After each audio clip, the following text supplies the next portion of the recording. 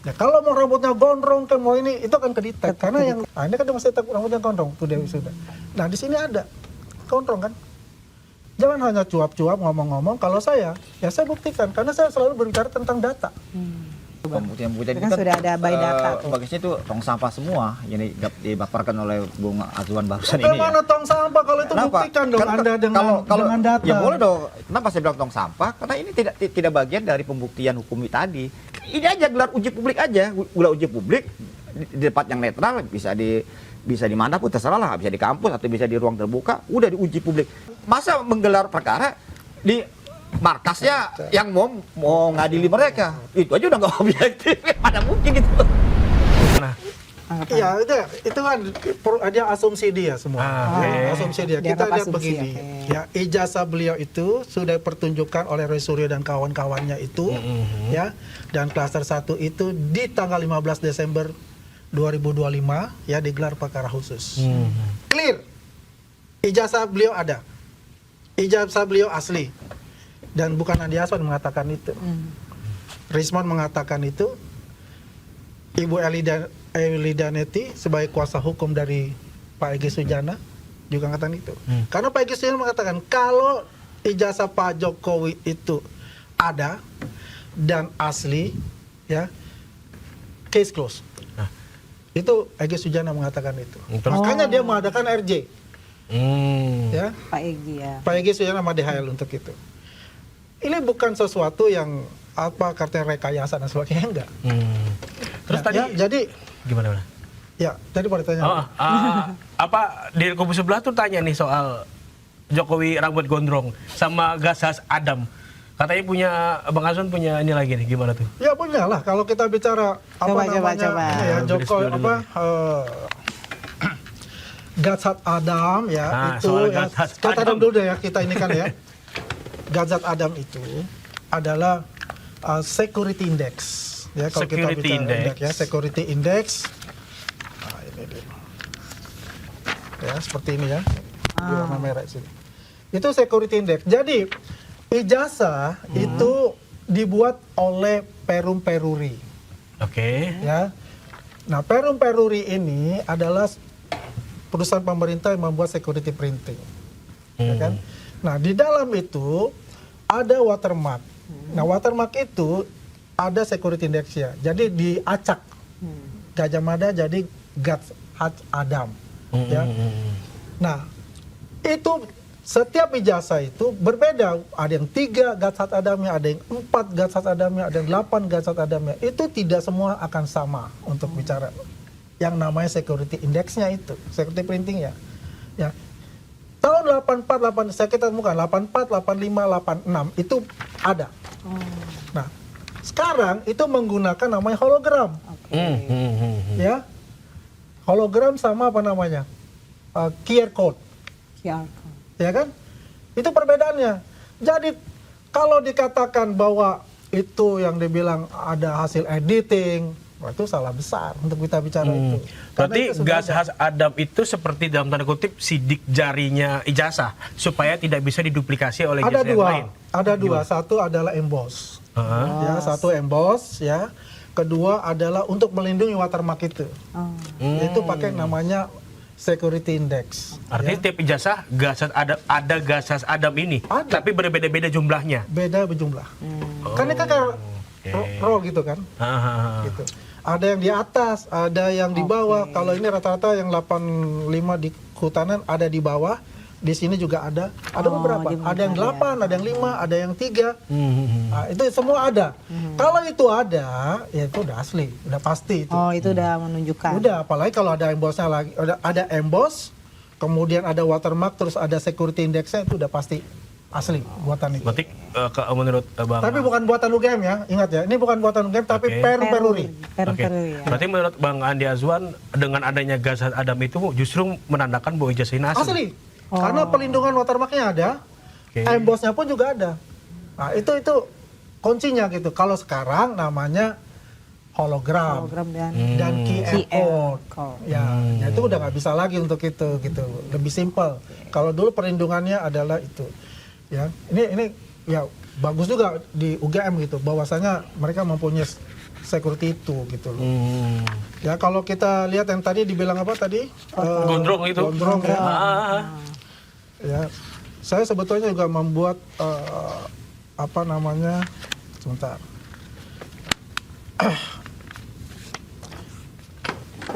namanya apa, face recognition gitu. Ya, face recognition ya. Kalau saya lebih update lagi, lebih tertinggi yang namanya retina face plus arc face. Gitu. Jadi retina face bukan foto, tapi Mata. dari mata, hidung, bibir ya, ada 5 poin, bibir atas, bibir bawah, hidung, terus mata. Jadi ada 5 titik. Kalau sebetulnya ada sampai 28 titik, itu sudah luar biasa. 5 titik ada cukup. Itulah algoritma tadi, dia akan mencari gitu. Walaupun dia pakai topi misalnya ya, matanya masih ada, itu masih bisa dia recognize. Masih ke detect ya. Masih ke detect. Kalau yang VGG face, misalnya FaceNet, itu hanya 1 foto dan 1 foto. Dia akan kelemahannya itu kalau dia menyamping posenya. Nggak bisa ini ya. Ya, kalau mau rambutnya gondrong, ke mau ini, itu akan ke detect. Karena yang dilihat adalah bukan bentuk dari muka rahang gitu, ada yang bukan. Tapi adalah bibir atas, bibir bawah, hidung, terus mata, di antara mata itu juga ada. Nah, ini itu siapa yang prosesnya. dibuletin tuh? Ini yang dibuletin Siapa siapa? tuh Bang? Nah, ini kan Pak Jokowi waktu dia Silva Gama, ya. Nah, Itu Pak Jokowi. Waktu itu ya, waktu Ya. kuliah. Artinya waktu beliau juga punya gondrong. Pendaki gunung, rambutnya gondrong. Oh. Persis waktu dia wisuda, ya. Jadi saya, nah ya, Nah itu apalagi tuh yang gondrong? nah ini gondrong nih ya. Ini waktu dia wisuda, waktu dia naik gunung nih, dia di bawah. Ada warna hijau kan? Oh iya ini Ya, ya. gondrong nggak rambutnya? Ya tebal. Ya gondrong kan? Gondrong. Nah iyalah. Angkatan 80 itu dinamakan Angkatan Ali Topan. Ali Topan jalanan, kan selalu gondrong rambutnya. Iya. Iya kan? Bokap kita juga. Ya saya angkatan 89 ya Iya, saya. iya. Saya juga. Bapak gue juga. Ya, belah 2 saya. Belah 2 gondrong kan. Ya kan? Ada belah 2, Ali Topan jalanan lah kalau begitu. Ini ada semua. Nah ini kan dia masih rambutnya gondrong tuh dia wisuda. Nah di sini ada gondrong kan? Ini bukan ini ya, bukan ini adalah dari algoritma retina face. Dia ada 1000 orang di situ dengan basis dari foto ini, source ini, kita bisa lihat. Bisa terdetek. Dia terdetek langsung. Walaupun rame-rame. Waktu pun rame-rame. Nah, jadi kalau dikatakan rambutnya nggak gondrong ya rambut itu salah besar lah. Berarti ya mungkin itu angkatannya angkatan 2000-an dan kalau angkatan bicara angkatan 80-an rata-rata gondrong. Nggak mungkin kayak itu. Lagi ini ya, zaman dulu Ya zaman hits dulu banget ya rambut banget. Mau gondrong. bapak kamu mungkin juga sama gitu. Ya. Keribu. Nah, gitu. Rata-rata ya, bukan katakan seluruhnya, tapi rata-rata demikian kayak gitu. Oke. Ada lagi yang perlu Ada dibuka? yang mau dilanjut? Saya banyak kalau saya mau lihat ini gitu kan. Apa konteksnya? Ya. Banyak Masalah sekali Jokowi. untuk itu ya. Tapi Harusnya yang masalah jelas jasa bukan masalah yang jelas kelihatannya gitu. yang selama ini dikatakan bahwasanya orang mengatakan fotonya beda, itu aja kebaca. Udah di sini pun juga sudah saya berikan Itu argumen informasi untuk itu. membantah Semua. tudingan-tudingan mukanya nggak mirip gitu. Mukanya nggak mirip, ijazah. Orang yang berbeda, Foto katanya orang yang tempelan. berbeda. Kita balikin aja, kalau bicara menuduh itu, tolong buktikan. Ya kan? Jangan hanya cuap-cuap ngomong-ngomong. Kalau saya, ya saya buktikan. Karena saya selalu berbicara tentang data. Apa yang saya tampilkan, saya bicara tentang data. Ketika orang mengatakan bahwa itu ada foto Dumatno, saya tampilkan dengan algoritma. Dan muncul itu juga, dan saya ketemu Dumatno langsung. Ya kan? Apa yang dibilang kan? Coba. Inilah yang namanya asumsi dan penggiringan publik untuk membenarkan apa yang dilakukan oleh mereka. Tapi tidak ada bukti. Sampai sekarang saya katakan, ya, mereka tidak punya bukti untuk itu. Sampai sekarang. Karena dia hanya berpatokan kepada penyediaan sandi. Itu saja. Oh. Gak ada yang lain. Kalau kita tantang ayo kita buktikan gitu loh. Siap lagi datanya gitu. Saya siapin datanya, kita ada data semua di sini. Kenapa saya bilang, ya, saya juga simpel, ya. Saya juga punya komplit, nah, coba. Kan selalu katakan ini adalah penyusupan gitu. Ini hanya lama karena beda. Saya katakan gini, rata-rata di UGM itu pada tahun itu banyak juga skripsi itu tidak ditandatangani oleh yang namanya pembimbingnya. Banyak. gitu loh. Bukan hanya 1 2. Coba tanya Refli Harun ditanda tangan nggak? Tanya aja deh. Kayak gitu loh.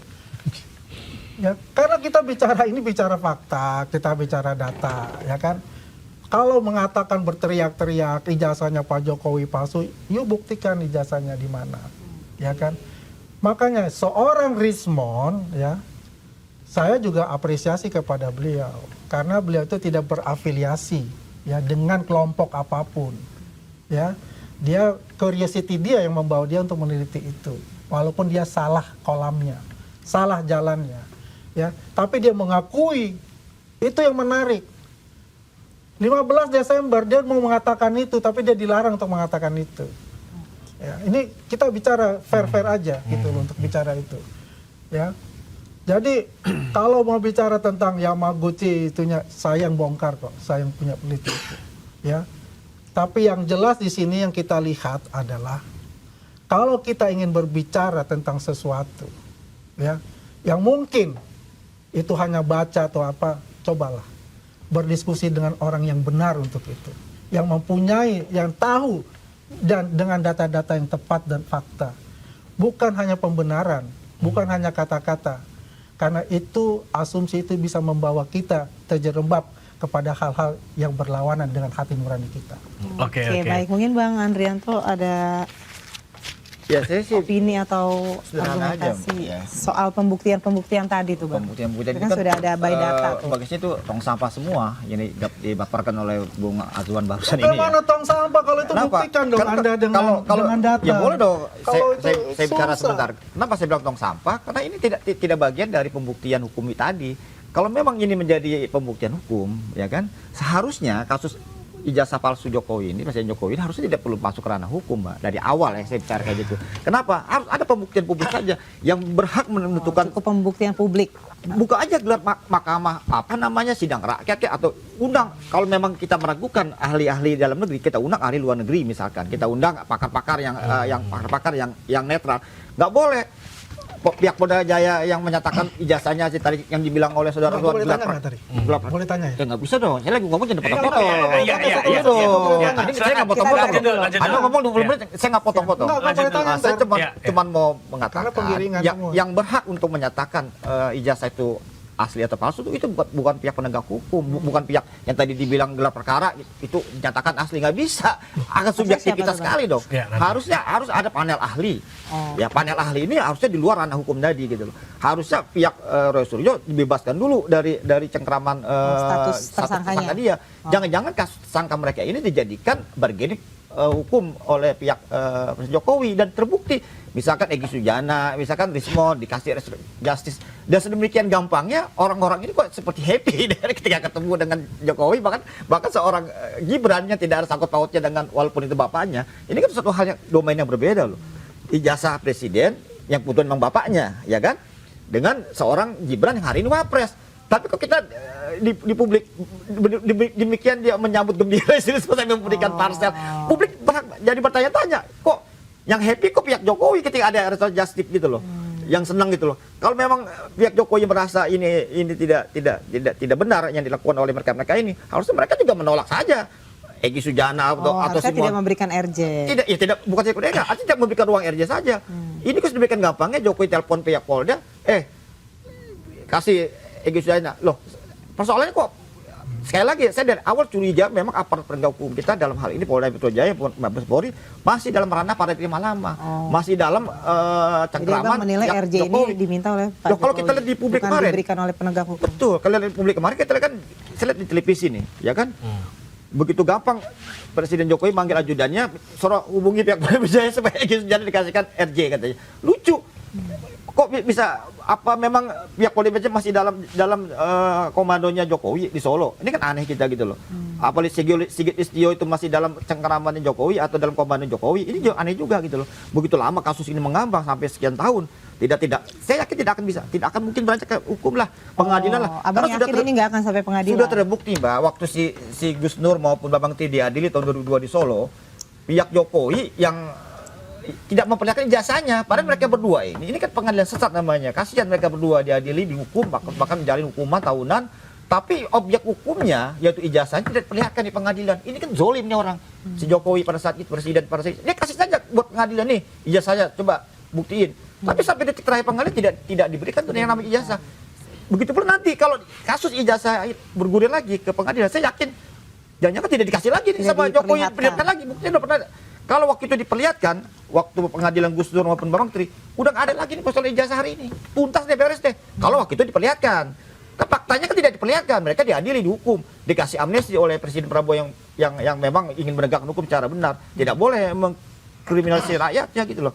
Saya nanti juga jadi berasumsi, oh ini pihak penegak hukum kita nggak paham apa bahwa si Gus Dur dan Bambang itu sudah dikasih amnesti oleh Presiden Prabowo. Nah, Abang melihat- Dalam kasus yang sama, nebis ad idem dong namanya dalam kasus hukum. Seseorang tidak bisa diadili oleh perkara yang sama, Mbak, dalam aspek hukum, ya kan? Ada jurisprudensi, sudah diberikan amnesti oleh Harusnya Presiden Prabowo. mengacu ke Ya hal apalagi yang sudah undang-undang terjadi. itu kan sudah dihapus, Mbak, undang-undang tentang Oke. IT oleh Mahkamah Konstitusi. Bahkan dalam KUHP kita yang baru, ya kan, objek hukum itu kan harus ada objektivitas yang nggak bisa seseorang dikriminalisasi.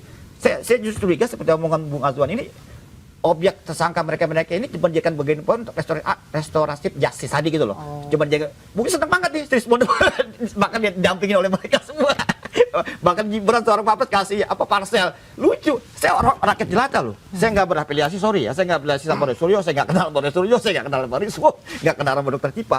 Saya warga biasa jadi ketawa-tawa. Loh, apa urusannya Wapres dengan Risma Sianipar? Dalam Abang melihat konteks itu hal yang aneh. dalam konteks kelembagaan, Mbak, bukan dalam konteks bapak anak. Iya kan? Kalau konteks kelembagaan, apa iya seorang Wapres memberikan parsel menyambut seorang yang dapat restoratif justice? Kan itu kan lucu, kok bahagia bener, happy bener, pandangan orang awam. Lucu juga ngeliatnya gitu loh. Udah gitu Jokowi sampai menerima Egy Sujana, sampai nelpon orang Polda Metro Jaya supaya dikasih itu apa? Harusnya kalau dia memang benar seperti omongan beliau tadi, laksanakan aja pengadilan sesat tadi gitu. Saya yakin kalau ini Bisa jelasin. bentar, jangan potong dong. Kalau ini dilanjutkan ke pengadilan pun, ini jadi pengadilan sesat kedua setelah Gus Dur dan Bambang Tri, ya kan? Ini udah banyak korbannya nih gara-gara ijazah ini, ya kan? Kalau bertanya sama saya, gimana solusinya hari ini? Udahlah win-win solution aja lah. Ini udah pasti ijazah ini nggak ada. Dan dari soalnya bertanya, kalau memang masih mau diteruskan, ini mas saya, pandangan saya, ini aja gelar uji publik aja, gelar uji publik di tempat yang netral, bisa di mana pun terserah lah, bisa di kampus atau bisa di ruang terbuka, udah diuji publik. Jangan yang uji publik tadi yang tadi disebut oleh Bung Andi Azwan.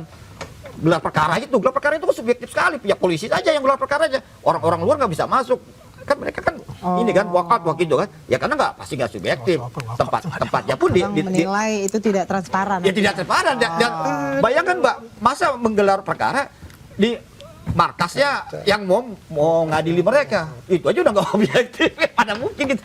Makanya mereka walkout kan. Kalau saya orang awam bukan baca berita, mereka itu walkout nggak- gitu loh. kata siapa Akhirnya walkout? ya walkout kan. Nggak ada walkout. Nah, setelah itu Makanya dinyatakan begitu. oleh beliau gelar perkara tadi udah asli kata ijazah ini gitu. itu dia. Kalau benar ijazah ini dikatakan asli ya kan, harusnya nggak perlu lagi ada sampai pengadilan sampai beliau ngotot harus diadili. Saya kan nggak. Jadi abang melihat ini tidak perlu sampai masuk ke persidangan. Saya pengen sampai peristiwa ini jangan jadi proses pengadilan hukum. sesat kedua lah. Udahlah. Maunya terbuka aja, sidang terbuka. Tidak Siapapun perlu boleh lagi ada ikut. status tersangka, dicabut dulu status tersangka mereka, bukan yang namanya justice, dan penegak hukum dan Polda Metro Jaya mengakui Tapi ini kealpaannya. sudah udah berlangsung ke ranah hukum. Ya bisa, Tapi mereka kan kan nggak bisa. memberikan SP3, bisa. Oh, Entah itu abang nanti maunya di semua di kejaksaan, SP3 SP3 gitu. saja. Oh, Entah itu di kejaksaan, dihentikan.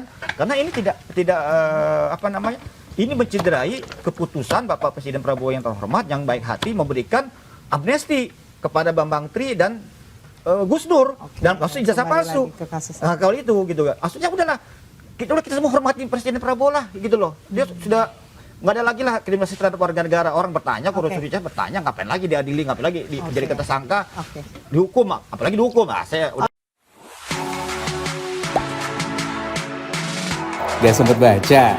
Dengerin aja, klik icon text to speech di okezone.com.